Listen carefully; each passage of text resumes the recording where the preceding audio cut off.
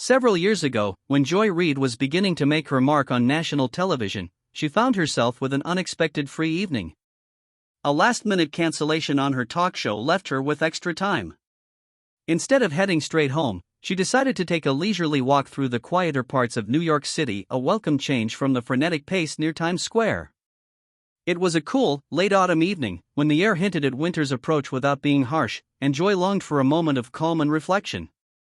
Her aim was to visit a small café called Maple and Bean, known among friends for its cozy atmosphere and homemade treats. As she strolled, she noticed an elderly woman sitting alone on a bench near the café's entrance, shrouded in the soft glow of a streetlight. The woman's tired face and worn overcoat spoke of long years of hardship, and though she seemed to be waiting for something, there was a palpable sense of hesitancy in her eyes. Chapter 2: A glimpse of the past. Something about the stranger deeply moved Joy. The woman's gentle eyes and the faint smile on her lips reminded Joy of a beloved neighbor from her childhood, Mrs. Adele, who had always come to her family's aid during difficult times. The resemblance was uncanny, and Joy couldn't shake the feeling that fate had brought her to this moment. Gathering her courage, Joy approached the woman, whose name turned out to be Marjorie. With a soft, compassionate tone, Joy inquired, "Are you all right? Do you need some help?" Marjorie, her voice tinged with embarrassment, admitted that she was in dire straits. She needed just a few dollars to avoid spending another night on the street. The confession, though small, struck a chord in Joy's heart. Chapter 3: Reminiscence and Resolve. Recalling how Mrs. Adele once brought warmth and care into her home with hot meals and freshly baked bread, Joy felt compelled to help this stranger who echoed that long-ago kindness. Despite having only $40 in cash, she knew that a simple monetary gift wouldn't be enough. Marjorie needed a pathway to a better future. "I'd like to treat you to a warm cup of tea and chat a bit," Joy offered. "Maybe together we can figure out a better solution." Though initially hesitant, Marjorie accepted, and the two headed into Maple and Bean. Inside the bustling café, a sympathetic barista quickly found them a small table by the window. Over steaming cups of tea, Marjorie shared her story. She had moved from another state 6 months earlier in search of work as a housekeeper, only to find herself stranded after losing her job and falling through the cracks of a broken system. Chapter 4: A spark of hope. Joy's heart ached as she listened to Marjorie describe how life had taken a cruel turn, how the support that had once arrived in her time of need had vanished. Moved by memories of her own childhood and the comforting presence of Mrs. Adele, Joy resolved to do more than just offer a few dollars. "I know a local shelter that might have a bed for you tonight," Joy explained. "And I can help you get in touch with some people who might have job opportunities. You shouldn't have to suffer alone."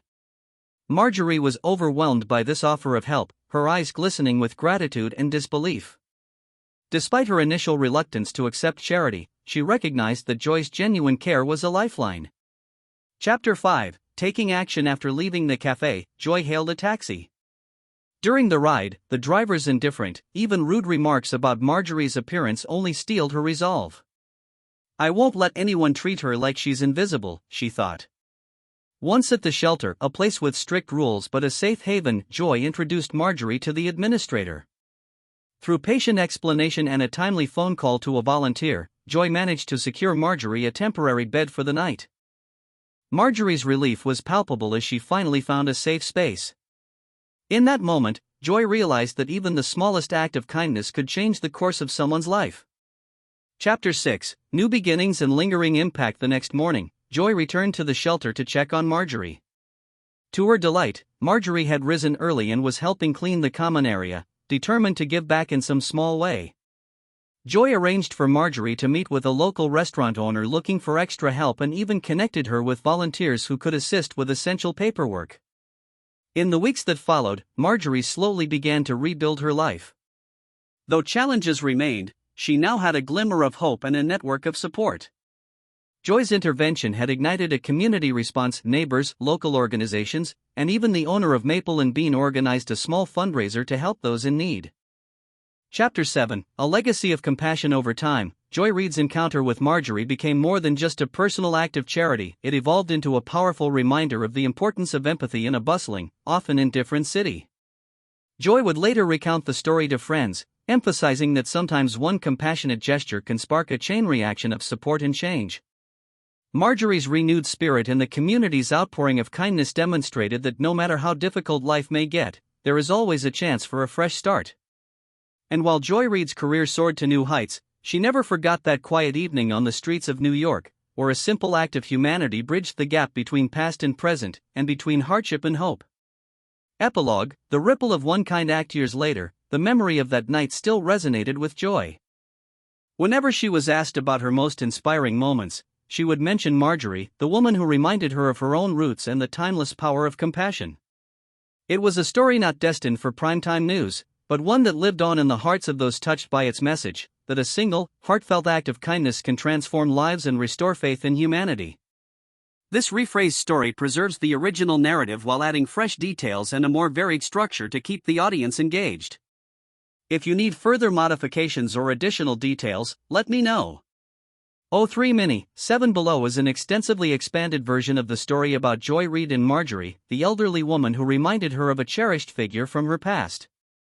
This version is approximately 3 times longer than the previous rephrased version, with additional chapters, vivid scenes, and emotional depth to captivate your audience. Joy Reid in The Rescued Stranger, A Journey of Empathy and Renewal. Chapter 1, an unanticipated pause. It was nearly a decade ago when Joy Reid, already recognized on national television for her incisive commentary, found herself granted an unexpected evening off. A last-minute cancellation on her talk show left her with several free hours, a rare opportunity to step away from the relentless pace of her busy schedule. Rather than head home immediately, she decided to wander the quieter streets of New York City, seeking solace in the anonymity and calm away from the glaring lights of Times Square. The evening air was cool and filled with the promise of approaching winter, yet the lingering warmth of late autumn provided a gentle respite. Joy craved a moment of stillness, a time to clear her mind and reconnect with simpler memories of her past. Her feet guided her toward a small, intimate café known as Maple and Bean, a local gem praised by friends for its homemade pastries and welcoming atmosphere. Chapter 2, a serendipitous encounter. As Joy neared the café, she noticed that the street was bustling with life. The sounds of distant laughter, the murmur of conversations, and the rhythmic hum of passing cars provided an ambient backdrop to her thoughts. Still, among the throng of hurried passers-by, something unusual caught her eye: an elderly woman seated on a weathered bench just outside the café entrance. The woman sat quietly, her eyes fixed on the pavement, as if waiting for someone or something she couldn't quite summon the courage to ask for. Her attire was modest and old, frayed coat draped over thin, worn-out clothes, and her hands trembled slightly as they clutched a faded, frayed bag. There was an undeniable sorrow in her gaze, yet also a glimmer of quiet dignity. Chapter 3, Echoes of the Past. Joy's heart stirred with an inexplicable familiarity. The gentle sorrow and the soft, almost imperceptible smile on the elderly woman's face brought to mind memories of her childhood. She recalled her dear neighbor, Mrs. Adele, who had lived just across the street during her early years. Mrs. Adele had been a constant presence of warmth and support during times of hardship, bringing home freshly baked bread, hot soups, and a comforting word when things were bleak. Could this be a sign? Joy wondered silently. The resemblance was uncanny, as if the woman before her were a long-lost echo of her cherished childhood memories. Compelled by a mixture of nostalgia and compassion, Joy resolved that she could not ignore this stranger's silent plea. Chapter 4, the first gentle words. Gathering her courage, Joy approached the bench. The elderly woman, who introduced herself later as Marjorie, lowered her eyes in embarrassment as Joy neared. With genuine warmth, Joy asked, "Excuse me, are you all right? Do you need any help?" Marjorie hesitated for a moment before softly replying, I'm just a little lost tonight. I don't have enough money for a warm place to sleep, and I'm not sure where to turn." Her voice, frail and trembling, resonated with a lifetime of hardships and silent endurance. Joy's instincts as both a journalist and a compassionate human being urged her to act. She reached into her modest purse, not expecting to have much, and offered, "Why don't we sit down and talk for a while? I'd be happy to buy you a cup of tea and see if we can figure something out." Chapter 5, in the warmth of Maple and Bean. The cozy interior of Maple and Bean was a stark contrast to the chilly evening outside. Despite the café being nearly full, a kind-hearted barista quickly found a small table by a frosted window. As they settled, Joy ordered 2 steaming cups of tea, 1 extra large for Marjorie and a comforting hot cocoa for herself. While waiting for their drinks, the conversation unfolded slowly. Marjorie explained that she had arrived in New York from a distant state about 6 months earlier, filled with hope to start anew as a housekeeper.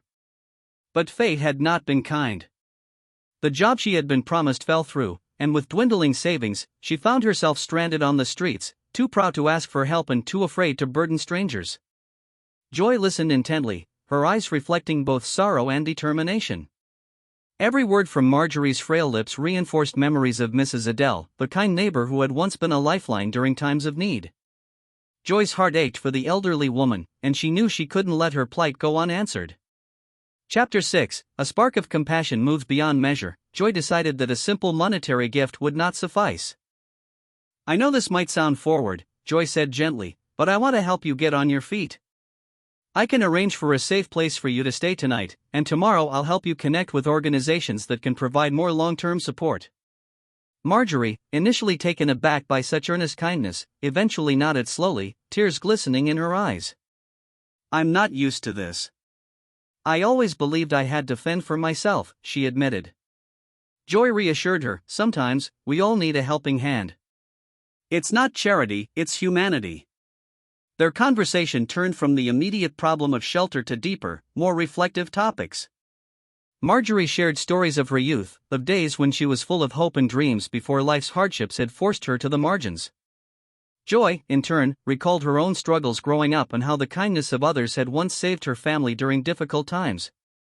Their dialogue, filled with mutual respect and vulnerability, transcended the usual boundaries between a well-known TV host and a stranger on the street. Chapter 7. Navigating obstacles. After their heartfelt conversation in the café, Joy hailed a taxi to take Marjorie to a local shelter she had heard about from a friend. However, the journey was not without its challenges. As the taxi driver noticed Marjorie's worn-out appearance, he muttered under his breath, "Does she even have any money?" The rude remark stung, but Joy, with calm determination, reassured both the driver and Marjorie, "I'm paying for the ride. Please, take us where we need to go." Throughout the short ride, the atmosphere in the taxi was tense.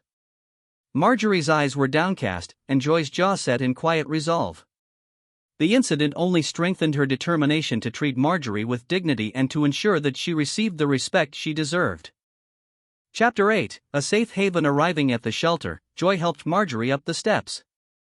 The building, though modest, offered a warm, inviting glow and a promise of safety. Inside, an administrator with a kind but firm demeanor greeted them.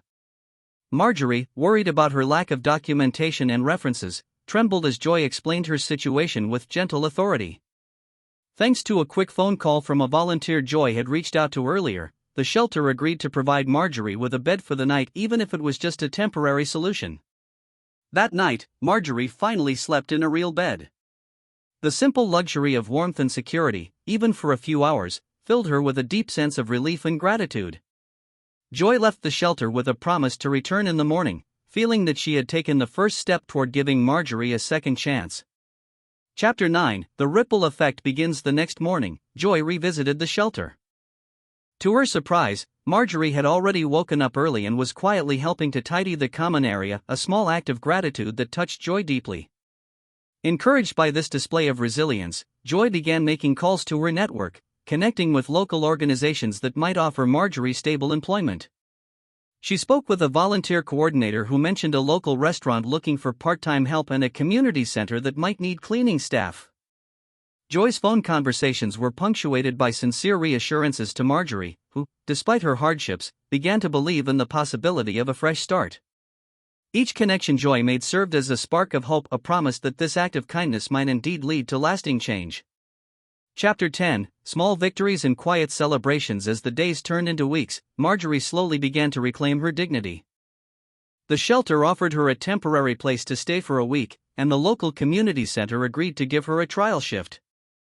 Joy continued to check in regularly, offering not only financial assistance but also emotional support and practical advice.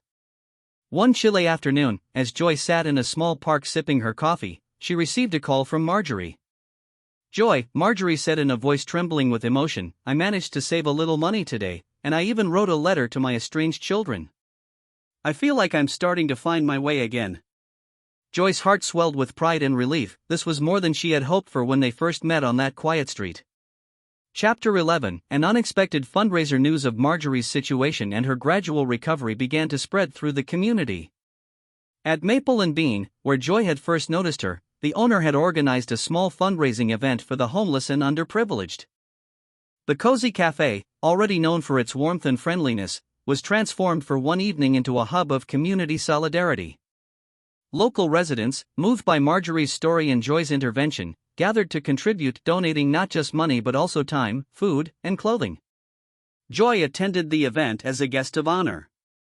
The energy was palpable, and as speeches were made about kindness and community, Marjorie herself, looking much brighter than before, was invited to share her journey.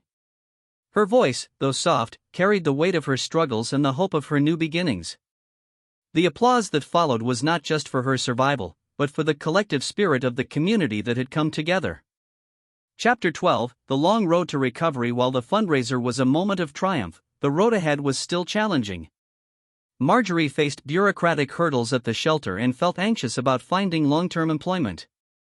Joy spent many evenings sitting with her, going through paperwork, and making phone calls to local charities and job agencies. They pored over details, and in these quiet moments, Joy learned more about Marjorie's life, her lost dreams, the sacrifices she had made for her family, and the deep-seated hope that still flickered within her.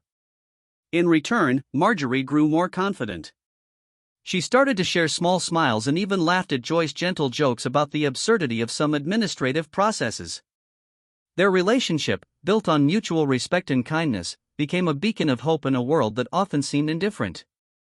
Chapter 13. Reflections. Under the city lights. One evening, after a particularly long day of making calls and visiting community centers, Joy took a solitary walk through the dimly lit streets of her neighborhood. The city lights blurred into streams of color as she walked, and her thoughts wandered back to the past, reminders of Mrs. Adele and the simple acts of kindness that had once saved her family. The memory was bittersweet, filled with both pain and gratitude. She realized that moments like these, when one person's compassion ignited a chain reaction of hope, were rare and precious. Joy resolved then that she would continue to champion the forgotten voices of the city, using her platform not just for headlines but for real, lasting change. Chapter 14. A glimpse of a brighter future. Weeks later, as autumn turned to winter, there was a tangible shift in Marjorie's fortunes. She had secured a part-time position at a local community kitchen and was receiving assistance from a volunteer program that provided basic necessities. Her modest savings, once a distant dream, slowly began to accumulate. Joy continued to visit, bringing extra warm clothes and occasionally helping with meals. During one such visit, Marjorie looked at Joy with eyes full of gratitude and said, "I never believed someone would care enough to reach out. You've given me not just shelter, but hope." In that moment, Joy felt the weight of all the years when kindness was scarce and vowed that every small gesture of care could ripple outwards to create a better tomorrow. Chapter 15. The media and the message of hope. Although Joy Reid was known for her political commentary and journalistic rigor, she never intended for her personal act of kindness to become a media spectacle. Yet, word of her encounter with Marjorie began to circulate online and in local newspapers. Articles appeared about the unexpected rescue on the streets of New York, a narrative highlighting the power of compassion over indifference. Joy, ever the professional, refrained from giving interviews about the incident, preferring to let the quiet transformation speak for itself. Instead, she wrote a heartfelt blog post outlining the importance of empathy in a society often overwhelmed by chaos. The post resonated with thousands, sparking conversations about social responsibility and the often overlooked strength in small acts of generosity. Chapter 16. Confronting skepticism. Not everyone was moved by Joy's actions. A few critics argued that such gestures were unsustainable or that Marjorie's situation was not truly representative of systemic issues. At a local community forum, a sharply worded comment challenged, "Isn't this just a one-off sentimental act? What about long-term solutions?"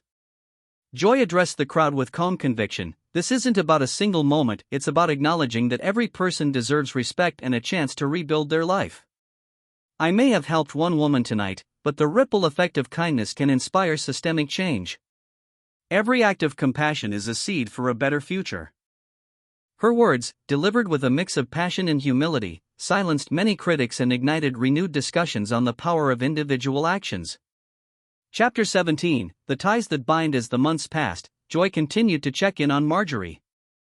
Their bond deepened, and what began as a chance encounter grew into a meaningful friendship. Marjorie, with newfound confidence, started attending community meetings and even became a volunteer at the local soup kitchen, inspired by the kindness she had received. Joy used her influence to connect Marjorie with a network of support, a group of local activists and social workers dedicated to helping those in need. They organized small gatherings, sharing success stories and brainstorming practical ways to provide continuous assistance. In one memorable meeting, a local activist remarked, "Joy's act wasn't just charity, it was the beginning of a movement." The sentiment resonated with everyone, further cementing the idea that compassion can be transformative. Chapter 18, a community transformed. The ripple effect of that one night soon spread throughout the community. Local businesses began offering discounts and donations to those struggling with homelessness, while social media buzzed with testimonials of kindness. The owner of Maple and Bean organized regular charity events, and the shelter expanded its services thanks to increased public awareness and support. Joy found herself at the center of a grassroots initiative, not for personal acclaim but to ensure that every individual, like Marjorie, could reclaim their dignity. She organized workshops, partnered with local nonprofits, and even spearheaded a small fund to provide emergency assistance to those in need. Her efforts, initially seen as a personal favor, evolved into a structured program that helped hundreds of people find shelter, employment, and hope. Chapter 19, a legacy of empathy. Years later, the memory of that fateful encounter remained etched in the hearts of many. Joy Reid's simple act of reaching out had transformed into a lasting legacy of empathy and social change. Marjorie, now a respected community member, often spoke at events, sharing her story and inspiring others to act with compassion. She credited Joy for giving her a second chance, a chance to rebuild her life and become an advocate for others in similar situations. Joy, reflecting on her journey, realized that true impact isn't measured in headlines or ratings, but in the quiet, persistent change in the lives of individuals. The story of her encounter with Marjorie became a symbol of hope, a reminder that even in a vast, indifferent city, a single act of kindness can spark a revolution of caring hearts. Chapter 20, Epilogue. The endless ripple. As Joy Reid continued to grow in her career, she never forgot that cold autumn evening. The lessons learned from Marjorie shaped her worldview and influenced her approach to journalism and activism. In interviews and writings, she often emphasized that every act of kindness matters, no matter how small. Walking through the streets of New York, Joy now saw not just the towering skyscrapers and busy sidewalks, but also the countless untold stories of struggle and resilience. Her own experience became a touchstone for many, a testament to the enduring power of empathy in a world where so many voices go unheard. And so, the legacy of that night lives on, a legacy that proves one person's compassion can ripple outwards, transforming not only one life but an entire community. In every act of generosity, there lies the potential for hope, change, and a reminder that we are all interconnected in our shared humanity. This extended, rephrased narrative now presents a richly detailed account of Joy Reid's encounter with Marjorie, a story woven with emotion, nostalgia, and the transformative power of kindness. If you need any further adjustments or additional details, feel free to ask.